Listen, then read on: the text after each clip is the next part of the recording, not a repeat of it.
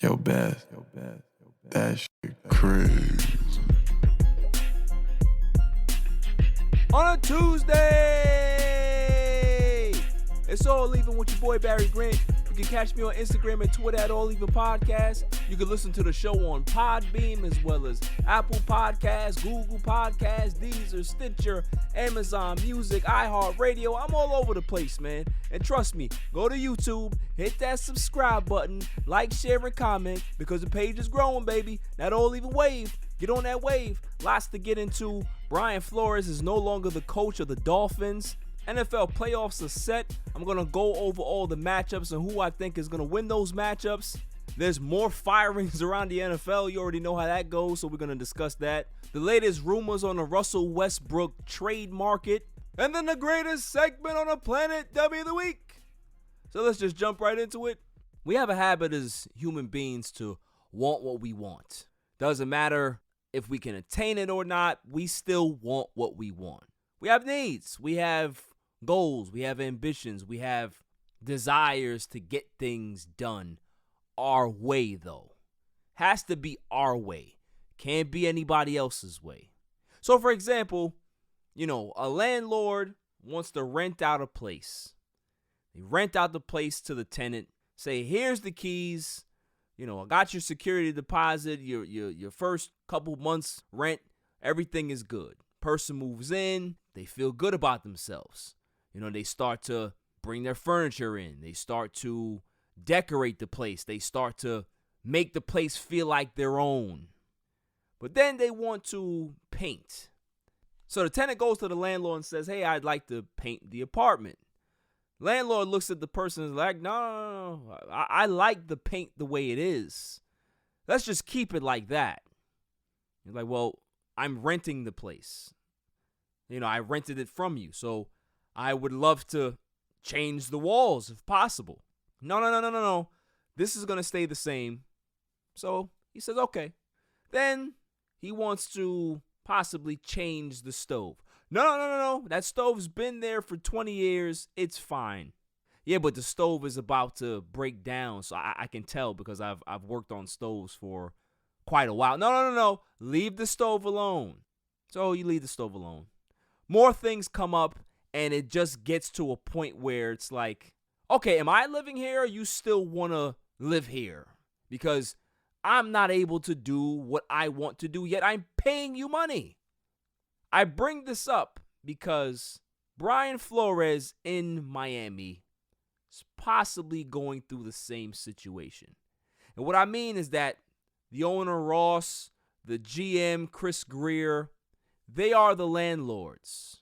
They bring Brian Flores in and say, here's the keys. We got your security deposit. We got your first 2 months of rent. Go ahead. This is yours. So Brian Flores is like, all right, we'll go ahead and fix the defense. I'll make sure our special teams are great. I'm going to make sure everything in this organization, on this team, runs the right way on the field, as well as my staff. But I would like to change a few things. I'd like to get another quarterback. I'd like to draft Justin Herbert.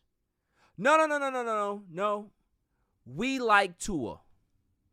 Yeah, but Justin Herbert's a better quarterback. I've watched him play. Tua's, he's okay, but he has some injury history. No. We're going Tua. You got to figure it out. So Brian Flores is like, well, am I the head coach here or are you micromanaging me? That's the issue that I'm having with this whole situation is that you want something, but yet you want to micromanage it. And then you wonder why it doesn't work. Chris Grier's been there for how long? He's done it his way, and he's had this coach come in here, this coach come in here, this quarterback come in here. It hasn't worked. You micromanaging. You get a good coach now who knows what he's doing, who wants a particular guy, and you tell him no. So at first I was like, this stings of a little black coach not getting the leash that white coaches get. I don't particularly think it's that per se. Who knows? It could have came from the top as well.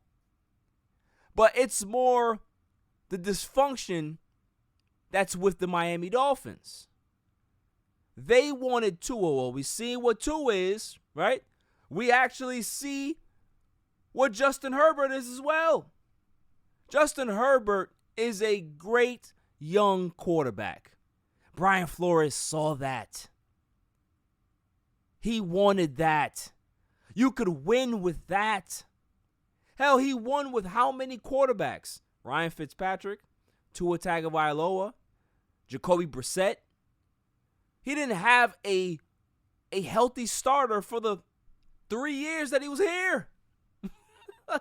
And he still won 10 games his second season. He still won 9 games his third season. He won the last 5 games of his first season, but yet he's gone today. Make it make sense. Make it make sense. So, self-inflicting wounds, things that you do to yourself, the reason why you're not progressing in life. That's what the Miami Dolphins do to themselves year in and year out. Coach after coach, regime after regime. So Brian Flores gets removed, but Chris Grier's still there. So he continues to be able to pick coaches and draft bad players and micromanage like he knows what he's doing when he really doesn't. But the other part of this that bothers me, and this is the part that screams a little, the black coach is that we heard a couple of years ago that Brian Flores, according to reports, difficult. Really? What's so difficult about him? Because he wants to change the culture of your dysfunctional franchise? A franchise that hasn't won a playoff game in, 18 years or so? That franchise? Difficult. Of course he's difficult. Most great coaches are. Bill Belichick's a jerk. Robert Kraft understands that, but he will never get in the way of that man's preparation. Because at the end of the day, it gets results.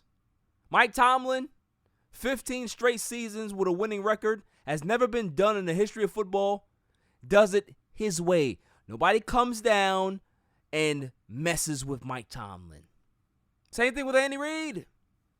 All the great coaches you can name, they don't get micromanaged. But it's so convenient that this guy who's had success is getting micromanaged. The last guy that got micromanaged this way was in Detroit. I don't know, a few years back. His name is Jim Caldwell. Made the playoffs a couple of times in Detroit. Last time they actually did that. Micromanaged that guy too. Got him out of town. And anytime you see this type of micromanagement, there's normally dysfunction at the top.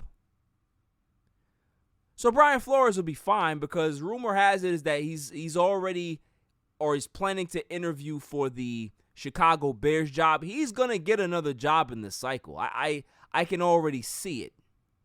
And the Miami Dolphins are going to be just the Miami Dolphins. Nobody's going to care. Nobody's going to care. Whoever they hire doesn't matter. It really doesn't matter. Because you have Chris Grier, you have the owner over there that they don't know what they're looking for. They don't understand what it takes to win.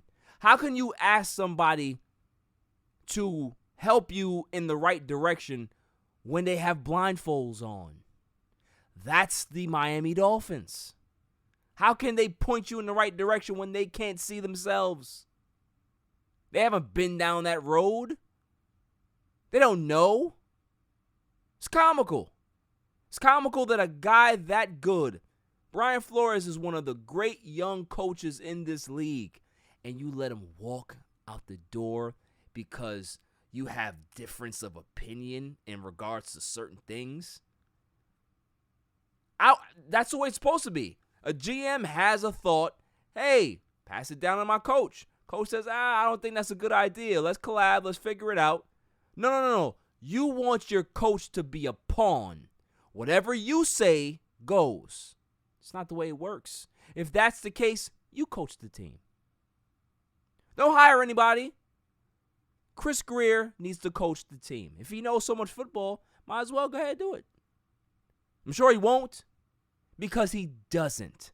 That's the problem. And when you have an owner that just allows a GM that's this bad to control it and micromanage the situation, you're going to have dysfunction in your franchise for a very, very long time. That's why the Miami Dolphins are terrible, because they are the landlords that don't allow the tenants to actually do what they have to do to just live, to just do what they're doing, do what's in their lease to be able to do. I paid you money so I can stay here. I did not pay you money so you can be the overseer and the voyeur in regards to what I'm doing, period. Coming up after the break, NFL playoffs are here. We're going to break that down. Plus, there's more coaches that got fired. And I'm going to pick which is the best job available. On a Tuesday night, it's all even. Yo, it's your man DJ G Money from that Flip the Script podcast. You see it? We in the studio right now. Flip, shut up. You got it? Whoa, listen. Shout out to the All Even podcast. My man Barry Grant Jr. What's up, man? What happened? What you want to say to the people? Shout out somebody else's podcast? Yeah, my man got the joint. What's up? All Even. All Even podcast. Yo, it ain't even up here, boy. We put this, yo, what's up, man? All Even. Yo, oh my God. What's up with you, man? Now, that's a shout out. You keeping this? Yeah, keep all that.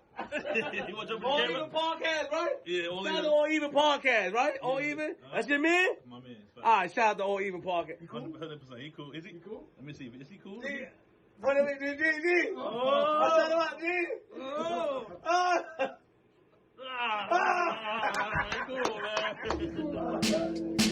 Welcome back, y'all. NFL playoffs are here. Everybody's excited. We have a lot of great games to discuss. So let's just jump right into it, shall we? Wildcard weekend kicks off on Saturday, and the first game is at 4:35. That's between the Raiders and the Bengals. Bengals are at home, and who do I have winning this game? Tough call. Actually, a tough call. You got Joe Burrow versus Derek Carr. Both quarterbacks are playing well. You got the Bengals that have that air attack, those receivers. You got Chase, you got Higgins, you got Boyd. You got the running game playing good. Joe Mixon, the offensive line has been playing great. The defense has been playing all right. And then you have on the other side, you got Derek Carr and the Raiders that have had a tumultuous season. You know, their head coach got fired midway. You have the Henry Ruggs situation and just a tumultuous season, just up and down, and, you know, not a lot of positives. The one positive is Derek Carr. You know, he's been playing phenomenal. He's an MVP candidate, in my opinion. The fact that he actually got this team to the playoffs. So, who's going to win this game here? I am going with the Las Vegas Raiders. I think the Raiders win 30-24. I think Derek Carr has a great game. I think they continue to ride this momentum. They win one playoff game, and then they get eliminated next round. But I do believe it's going to be a good game. I just feel that the Raiders, they have the moxie right now, and Derek Carr has them playing well. The next game we have is going to be the 8:15 matchup between the Patriots and the Bills. Bills are at home. This is going to be a rocking crowd. The Bills Mafia is going to be out in droves. It's going to be a hectic place for a rookie to play. But if there's any rookie that can be able to calm himself down and gain composure and be able to perform well, it's Mac Jones, Michael McCorkle Jones. I think Mac Jones is going to play phenomenal. I think he's going to have a lot to prove. I have the Patriots winning this game, but they win it in a slight margin, 21-17. I think the rushing game really does damage. I think Bill Belichick takes away the best weapon that the Bills have, and that's going to be Stephon Diggs. So if you can't throw to Diggs, who is going to be the guy? I don't see them having any other options. The running game has not been great. I have the Patriots winning this game. For the Sunday matchup, the first game we have is going to be the Eagles at Buccaneers. That's the 105 matchup. Eagles, they're up against it. You know, Jalen Hurts, he's an average quarterback. He's He's not terrible, but he's not good. He's still very inaccurate, can rush the football, can get out of the pocket, can escape. But they're banged up. They have a lot of injuries, and so does the Tampa Bay Buccaneers. But the one difference is that they have Tom Brady. Tom Brady is going to be able to pass on this team and pass on this team all day long. I have the Bucs winning this game 39-21. Big time blowout. The Bucs are prime and ready. They are playoff ready. So they're not going to have a problem with the Eagles at all. I don't believe so. The next game we have is the 4:40 matchup between the 49ers and Dallas Cowboys. Cowboys are at home here. It's going to be on CBS, which is very odd. It's not on Fox. We got phased out for the Eagles and Bucs. That makes no sense at all. But you know what? Maybe, just maybe, this may be fate, being on our side. Every time we have a Fox game in the playoffs, it tends to not work out in our favor. So, Cowboys going against the 49ers. I was scared of this matchup. I'm still scared of this matchup because I don't trust Mike McCarthy. I'm a Dallas Cowboy fan. I don't trust Mike McCarthy at all. I think that Kyle Shanahan is going to run circles around us. This is going to be a defensive game. Can the defenses step up and really, really make plays to give the offense shorter field so they can be able to go down and score? You have two quarterbacks that turn the football over, two quarterbacks that can make big-time throws, and two quarterbacks that continue to make the same mistakes that they always make when it comes to big-time games. Which one of these quarterbacks is going to step up? I'm a Cowboys fan. I'm a lifer, so I'm going to go Dallas. I think Dallas Cowboys win this game 27-24. They win with a field goal, and they end up going to the second round of the playoffs. And, I think Dak Prescott has a decent game. I don't believe that he has a great, magnificent playoff performance, but I do believe he does enough. I do believe the defense is going to be ready. They're going to make a lot of stops. I do believe that there's going to be a strip sack fumble on Jimmy G that's going to turn this game. So that's what I believe. I do think Dallas is going to have the upper hand here. We then have the 8:15 matchup between the Steelers and the Chiefs. Listen, I'm not even going to go through the semantics of this one. Ben Roethlisberger is on his farewell tour. He's not playing great football. They have a great running game. Mike Tomlin is amazing. But the Chiefs are going to win this game. Chiefs are going to win this game as long as they can be able to figure out how to get creative in regards to moving Tyreek Hill around and not being so predictable offensively. I still have the Chiefs winning this game 28-17. Patrick Mahomes has a decent game, 278 yards passing, 2 touchdowns, no interceptions. They tend to run the football. I think they can run the football a little bit this game, but I think the defensive line is going to show up. They're going to put pressure on Ben Roethlisberger, and that's going to be the swan song for Ben. He goes into retirement, and the Chiefs advance. Then for the Monday night game, which I love that wild card Monday, we have the Cardinals and Rams. These two teams have been going at it all year. Cardinals are a good team. Rams are a good team. You have Kyler Murray, who's playing well. You have Matthew Stafford, who's not playing so well, but they are winning games. So who do I see that has the advantage in this game? Rams are at home. I got the Rams. I'm a big Matthew Stafford guy. I think that Stafford is going to be able to right the ship.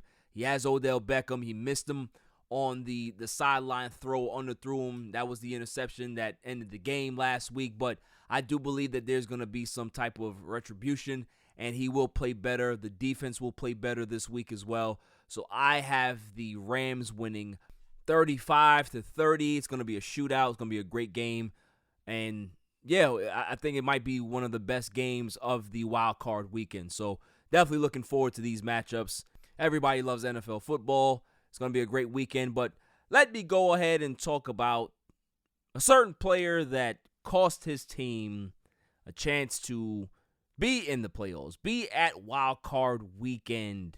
All they had to do was win and get in. We're talking about Carson Wentz. Carson Wentz and those Indianapolis Colts. What happened, right? They lose the game to the Jaguars 26-11. They get manhandled defensively. Carson Wentz throws 2 interceptions. It looks terrible. What happened? Nothing really happened that's shocking to me. And the reason being is because Carson Wentz is just not that good of a quarterback. Shouts to my man Mike Guido. He's a big Carson Wentz fan. But you can't defend the indefensible. He's trash. Carson Wentz is window dressing. That's all he is. He's just the little stuff that you put on there and, make it look nice. But it really doesn't have much substance to it. It's just window dressing. There's nothing behind it. There's nothing to it. Carson Wentz, 6'5", he can get out of the pocket, has a big arm, but there's something missing. He has no leadership qualities. He has no clutch gene. He needs things to be perfect. If it's not perfect, it's going to be complete chaos. Hence why you saw that debacle in Jacksonville. For you to allow the Jacksonville Jaguars, and listen, shouts to the Jacksonville Jaguars, their defense is not that bad. They are a bad team overall, but the defense has some bright spots. But when you allow the Jacksonville Jaguars to manhandle you up front like that, and you have an MVP candidate on your staff, on your roster, in Jonathan Taylor, Carson Wentz needs to do better. Carson Wentz over the last 7 games hasn't played well. He hasn't. All you have to do is win and get in. Can't do that. Had a hand-picked game for you. Hey, just beat this bad team and you're in. Couldn't do it. It's because of the quarterback. Now we understand why in Philadelphia there's a statue that's not Carson Wentz. It's the other guy, Nick Foles. That's who it is. The guy that led them to the Super Bowl victory, the Super Bowl MVP, not Carson Wentz. So everybody might be in love with the height, the physical abilities, the big arm, but the intangibles, the leadership, that's what's missing, and that's why he's just window dressing. That's all he is. Frank Reich, I think, understands this. I think Frank Reich knows the limitations of his quarterback. I think the Colts as an organization understand that they can't go far with a Carson Wentz. So I'm sure that they're going to be looking for an upgrade. Will they get one? I'm not sure. But I know they're going to try to get as far away from Wentz as they possibly can. Moving on. Firings in the NFL. They call it Black Monday, right? The coaches, they get fired and all types of nonsense. Well, today was good. Today was a good one. I'm not going to lie to you. Just yesterday, the New York Giants came out and said that, hey, Joe Judge is safe. Looks like he's going to return for next season. Everybody was outraged. Oh, Joe Judge come back. Why? Well, looks like they changed their minds overnight. Can't blame them. It's Joe Judge. He's terrible. They end up firing Joe Judge today, and now the Giants are looking for a head coach. Question is, though, is this an attractive job? Because they have a lot of bad contracts on their books that I don't know what GM can be able to kind of right the ship and navigate through those waters, because it's tough, man. It's one thing to build a bad roster in New York, but it's also to tear down that bad roster and then find a good coach to build that roster back up in New York. It's not easy. Joe Judge was not the right hire from day one. It was an odd hire. I remember when he got hired, and everybody's like, who's Joe Judge? Who is this guy? Oh, he's coming off the Belichick tree? Oh, boy. Here we go. Another, you got to do it the right way. Another stiff. And that's pretty much what he was. But he showed promise that first year. The defense played a little good. There was some structure being put in, but then the wheels just came completely off the bus. And I don't know what he was doing, but the final straw, the final nail in the coffin was that last game, Week 18, 3rd and 9 on your, I think it was the 15 or 18, or I don't even know if they were that far. It's probably the 9, and you don't even do a play. You just QB sneak in some 1935 formation, and you just don't even try. It's the last game of the season. Air it out. Show what these guys have. You have to see what you have on your roster, but to do that, to take the ball out of your quarterback's hands without allowing him to even audition for somebody else who may want him. What are we doing? What are you doing here? This is how it felt. It was like you got Giants fans that got bags over their heads. I mean, I love it. I'm a Cowboys fan. I love when Giants fans are miserable. I tell you that much. But for the last 5 or 6 years, they've been dreadful. Love it. But as an organization, you got to do better than this. Like the Maras have to pick better coaches. Their last few coaches have been really, really bad. Really bad. Not even a little bit. Really bad. You look at the Steelers organization, they've had 3 coaches in the last 30 plus years. Why? Because they take their time. They know exactly what they're looking for because they know their identity. The Giants don't have an identity. They don't know who the hell they want to be. They draft Beach Muscle Barkley. He can't stay healthy. You got to better use my strong hand Jones, who can't throw the ball. He can't hang on to it. You got to draft better players. You got to put these guys in positions to be great. And you have to hire good football people. Simple. It's not that hard. Take your time and go through a search. Don't rush through. If you get impressed by one guy in an interview, just keep going. Keep interviewing other people. And maybe it's time. I don't know. Maybe it's time the Giants need to go get yourself a brother. Go get yourself a brother because maybe he knows how to deal with the pressure. Maybe. Just maybe. I'm just saying. Just saying. Because these other dudes that you're getting ain't really cutting the mustard, huh? I'll tell you one thing, though.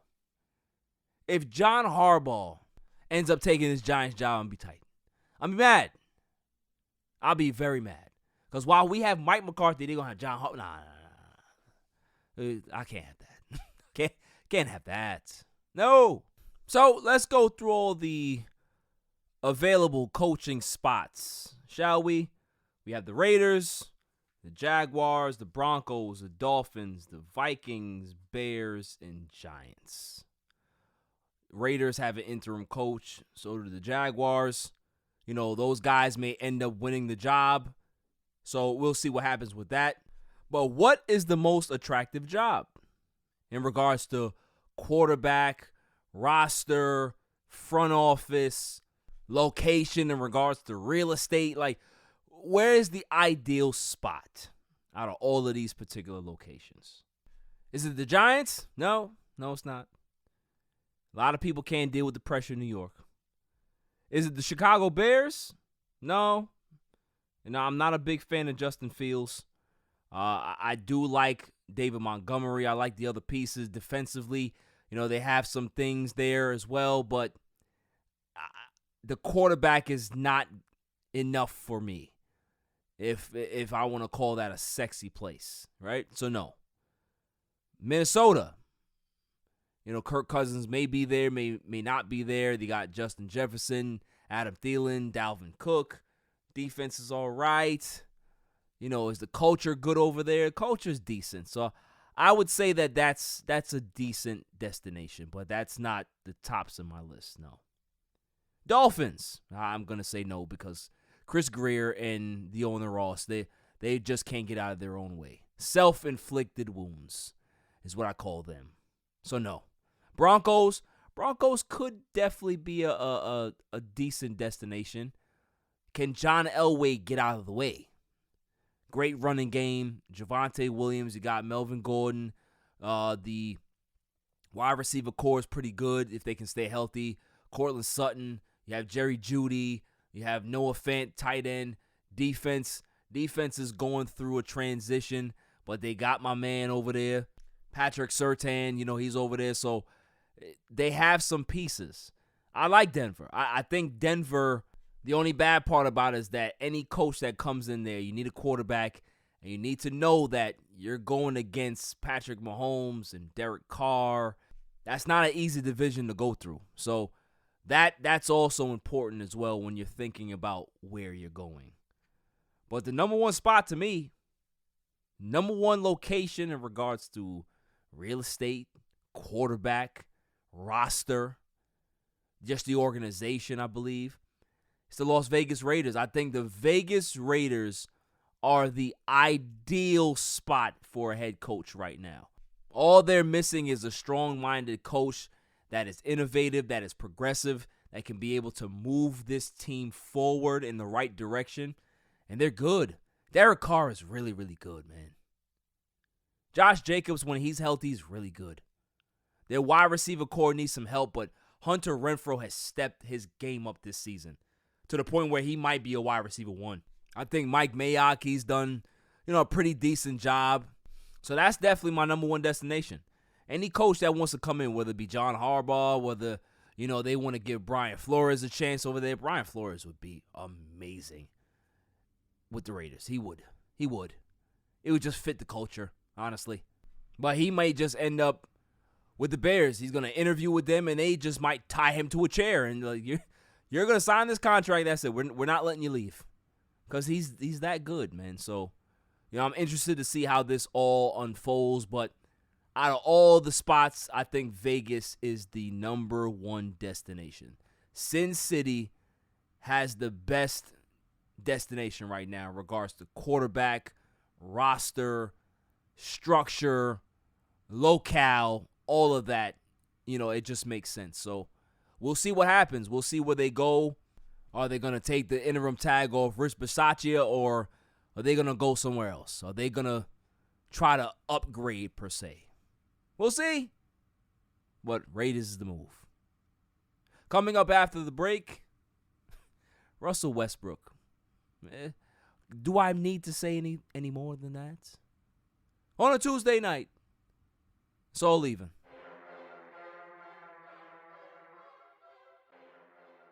Welcome back, y'all. So the Los Angeles Lakers, they are 21-20 through the first 41 games of the season. Not playing well. They don't look well. They don't look good. They don't look cohesive. Anthony Davis is still out with the MCL sprain. You have Kendrick Nunn that hasn't played all season. Taylor Horton-Tucker has been inconsistent at best. You've had some bright spots as well, though. Austin Reeves is playing well as a rookie, undrafted rookie. I think Dwight Howard has played very well for the Lakers in the opportunities that he gets. Malik Monk has been really, really good for the Lakers. It's been a big scoring help. Avery Bradley has played solid. So they have some pieces that are working here. They do. LeBron James is playing out of his mind. 37 years old. I don't think he's played any better in regards to scoring the basketball. For years, they've always said, he doesn't have a killer instinct, doesn't score the basketball enough. LeBron James just didn't want to. It's not the fact that he couldn't. That's just not how his game is. He's a guy that likes to get people involved. He likes to have a well-rounded game, play great defense, find his teammates. When he needs to kick it into high gear in regards to scoring, he will do that. This season, he has to score a little more because the need is there. And what a stretch he's been on. And I say all of these great things about the team. I say that they have some bright spots here, but they've struggled. Frank Vogel has not been a bright spot in my opinion. I think his rotations have gotten way worse than they've ever been in his career. Carmelo Anthony's been very good. Defensively, he's never been great, so whatever he gives you defensively, you just got to take it. The one really, really negative spot here is the point guard, Russell Westbrook. There were some reports about a week ago, maybe more, that the Lakers were having internal discussions about trading Russell Westbrook. But here's the situation, is that there's no market New report has come out is that the trade market is very, very non-existent for Russell Westbrook. There is minimum interest on the market for Russell Westbrook. His contract is too high. He has another year left on the deal. He's 33 years old, and his game is in decline. Everybody knows his game is in decline except Russ. He had an interview the last game after they lost to the Grizzlies, and they asked the question, how do you feel, the fact that the team needs scoring, do you recognize that, times where they need the scoring that you have to provide a little bit more firepower?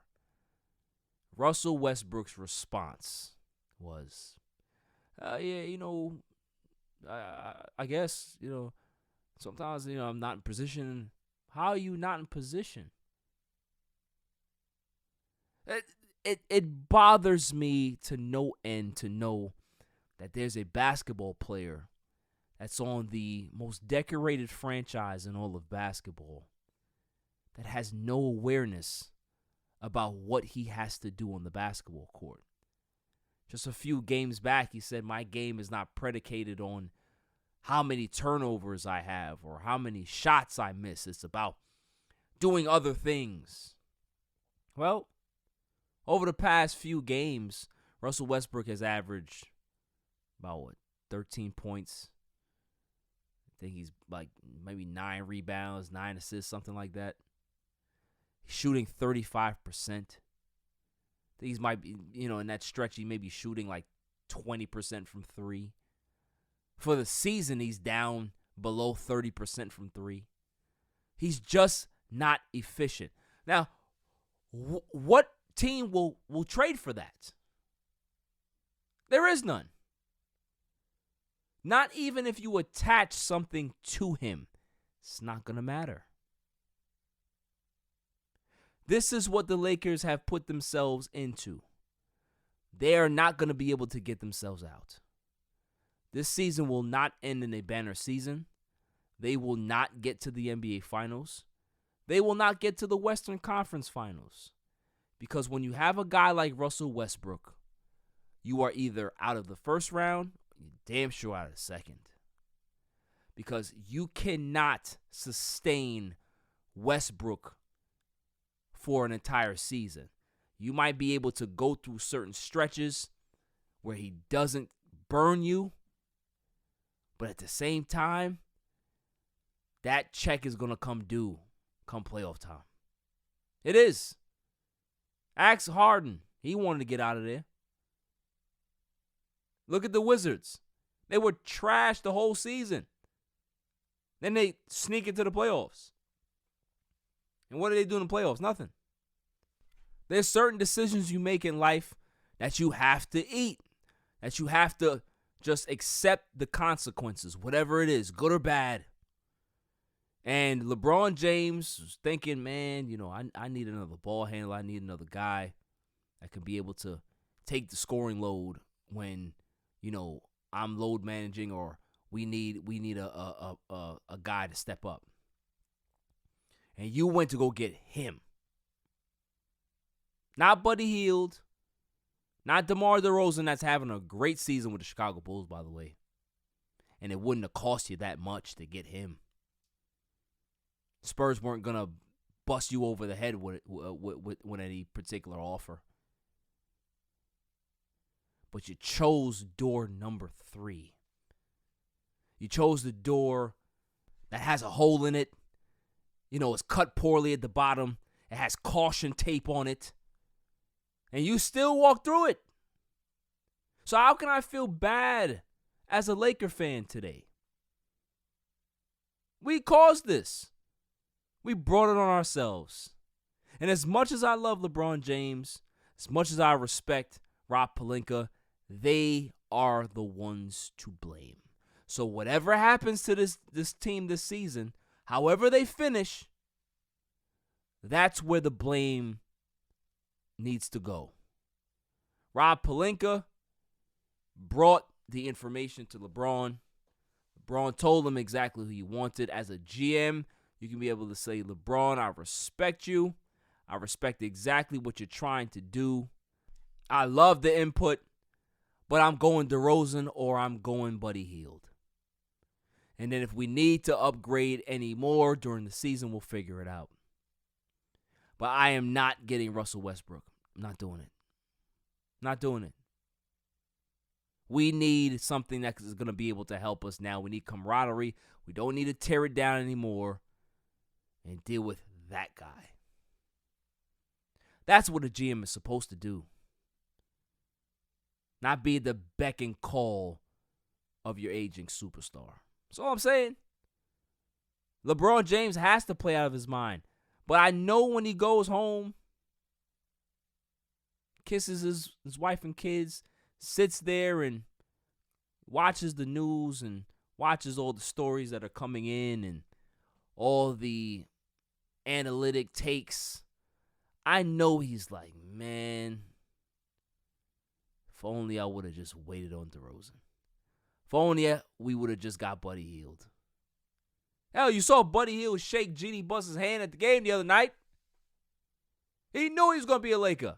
He was just waiting. And it didn't happen. Didn't happen.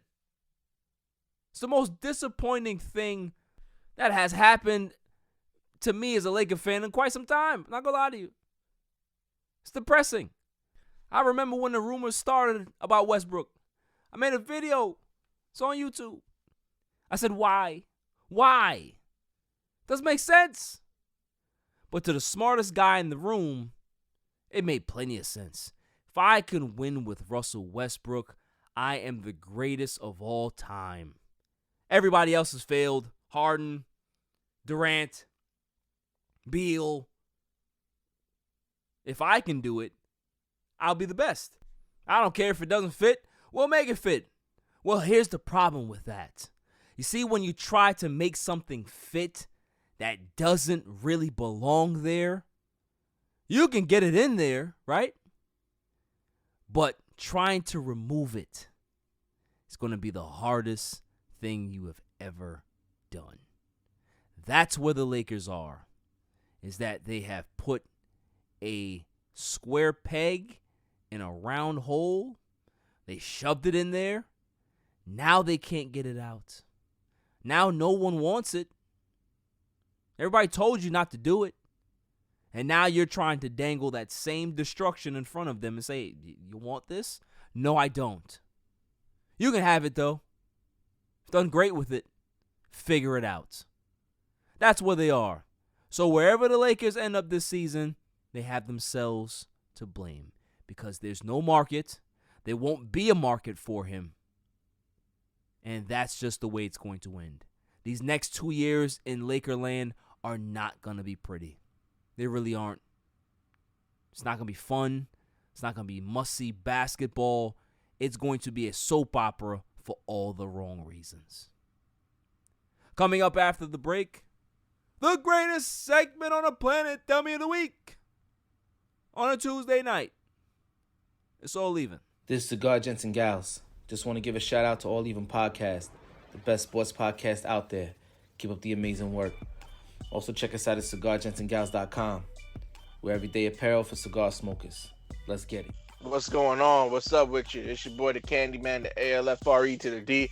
It's your boy, Alfred from the Rap Lab Podcast. And it's the one and only True G. Just call me the QG from the Rap Lab Podcast. And you tuned in to All Even with Barry Grant. Boy, that shit crazy. Welcome back, y'all. So without further ado, the greatest segment on the planet, Dummy of the Week. We pick candidates and winners on Tuesday because we only have one show a week right now. But once we go back to 2 days a week, we'll have the Tuesdays and Saturdays and pick the winner on that Saturday show. So we definitely have a winner. May I have the drum roll, please? And the winner is Dave Gettleman, former general manager of the New York Football Giants. He is now gone, the former GM of the New York Football Giants. Dave Gettleman is my winner for... Because, ladies and gentlemen of the jury, let me get this straight. Dave Gettleman comes here and he says that he's going to change the culture. He's going to bring the winning back. And what he does is that he makes them worse. He drafts a quarterback that nobody wanted. Drafts a running back a little too high. He then signs an oft-injured wide receiver to a very big contract. How many games did that wide receiver play this season? Handful. How many touchdowns? As much as I have sitting here. He made timely errors on the offensive line. But not to mention the head coach that he hired. The no-frills, clear-eyes guy. With no charisma.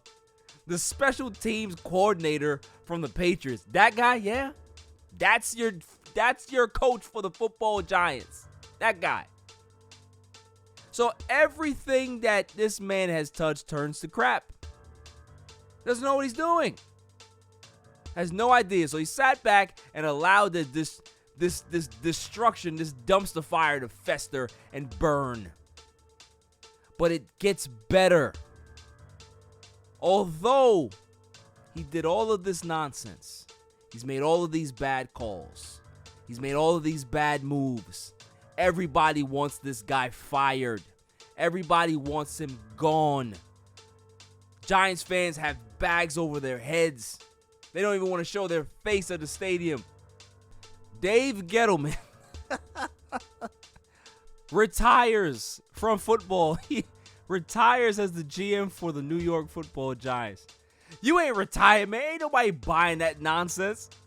You know you got fired in the office. Everybody knows you got fired in the office. Don't try to pull that mess now. Make me mad. The fact that you don't give the Giants fans the satisfaction of hearing your name on that ticker, breaking news, Dave Gettleman fired. That's what they wanted to see. No. Dave Gettleman retired. That's like when the girl breaks up with you and, you got your friends outside. You're like, yo, can you say that we mutually parted ways? And every time somebody asks you, you can be able to just say that, please. It's an ego thing. Okay, I got you. That's what it was. And the fact that, you both mutually parted ways. This was the best decision for you to retire. No. You got fired. They say, yo, Dave, let me holler at you for a minute, man. All those bad money moves that you made, yeah, we can't get out of that. I don't know how we gonna fix it. All of these bad roster moves that you made, head coach, yeah, we gonna take care of him tomorrow. But you today, yeah, you got to go. Fired. Oh, come on, don't do that. My wife, how is she gonna deal with this, the embarrassment of being fired? Can't we just work something out? Nah, I want to fire you, bro. I want to fire you. All right, I understand that you want to fire me, but can we say that we mutually parted ways? No. Because when they ask me, I'm going to have to lie. I don't want to lie. I'm firing you. That's what I'm putting out. Bob put out a press conference. Wait. Don't do it yet. Don't do it yet. Let me think. Just let me think. All right. Mutually parted. All right. What about if I retire? They'll buy that, right? I'm old. Been here a while. Nobody really believes that I know football anymore. Maybe I'm over the hill. Retired. We can go with that. All right. Fired sounds better, but all right, man. All right, Dave. You go ahead and say you retired. All right. We gonna hold you down over here. But if you ever step foot in this door again, we gonna change. We're going to amend this statement, and we're going to say that we fired you. We're going to send out the anonymous source that you begged to not get fired. If you step back in here, you step back in New York, we're going to ruin you. That's how it went down. There's no way that man is going to be able to walk away scot-free. No. You're not going to steal all that money and then walk out the door. scot-free without getting arrested. No. I would love to be on a job where I can be terrible at my job. I come to work late, and the boss calls me in and says, you know, Barry, you're underperforming. You're not doing what you're supposed to be doing. So you know what? No. What you're not gonna do is tell me how I'm gonna leave here, sir. I quit. No. Don't you ruin this for me. I enjoy firing people. Don't you try to take this away from me. You're not gonna quit. I'm gonna hire you. You're hired. Now you're fired. Get out. That's what they did to Dave Gettleman. You ain't gonna fool me. You ain't gonna fool me. I will tell you this, Dave. Burger King's hiring. They're always hiring. But as long as you don't try to tell them what to do and you just do your job, just flip or sweep or mop, they're good. Don't you try to tell them what to do because you can't lead a parade. So Dave Gettleman, you may have tricked the Giants to having them not fire you. But everybody knows different. Everybody knows what it really is. So, we all know that you're a loser. But you're definitely a winner for pulling this stunt. And you're a winner for Dummy of the Week. That's all for this show. I'll see you guys next week, Tuesday. But until then, stay safe. Stay warm as hell because it's cold outside. Peace. You can catch me on Instagram and Twitter at All Even Podcast. Listen to the show on Podbeam, Amazon Music, Spotify, and wherever you find your podcasts available. And check out my YouTube channel, All Even Podcast. And don't forget to like, share, and hit that subscribe button.